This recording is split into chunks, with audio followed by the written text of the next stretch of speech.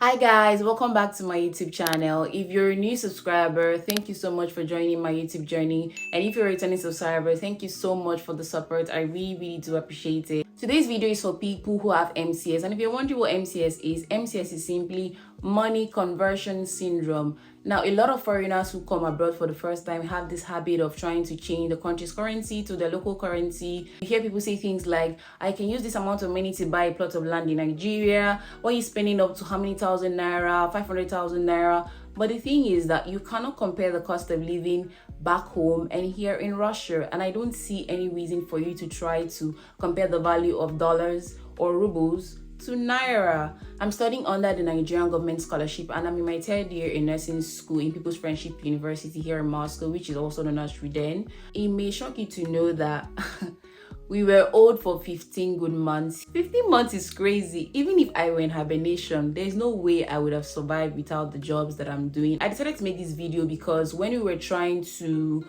find a way to go around our stipends issues, I saw a lot of things on the internet. People were misinformed and also ignorant about it.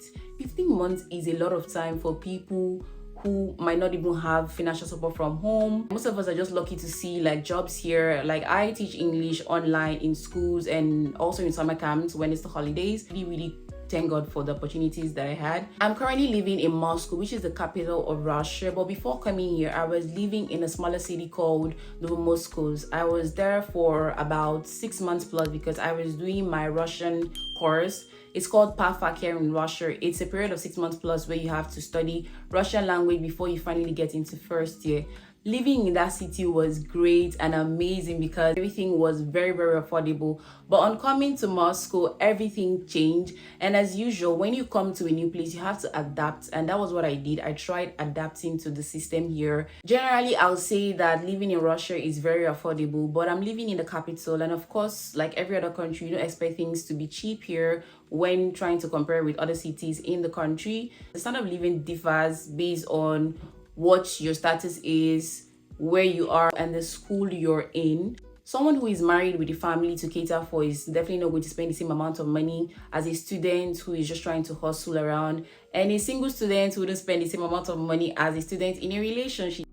Let's talk about how much you can spend averagely in a month on transportation. Of course, like I said earlier, the amount of money you're going to be spending in different cities for each of these sectors are completely different. I mean, Moscow, and of course, taxi is crazy expensive. Luckily for us, the metro station and the buses are very affordable. For me, I do a subscription of 900 rubles in a month, which serves me very well because I can use it for the metro, I can use it for the bus. Sometimes I might take the taxi if I'm in a hurry or I'm trying to meet up something really important for me. But generally, I use only the metro and the bus. When it comes to feeding, the amount of money each person spends is definitely going to be different. You can spend averagely $200. Of course, $100 is quite small for me because you have 4 weeks in a month. Except you don't want to be eating on some days, $200 is enough in my opinion, depending on where you shop and the budget you've created for yourself. When it comes to clothes, there's so many places you can get them from, so many brands and affordable stores. You can also get clothes online, and for girls, we're luckier because things are cheaper in comparison to things for the guys. I spend more money on my clothes than on feeding and transportation and the rest of things because I love to look good. Like they say,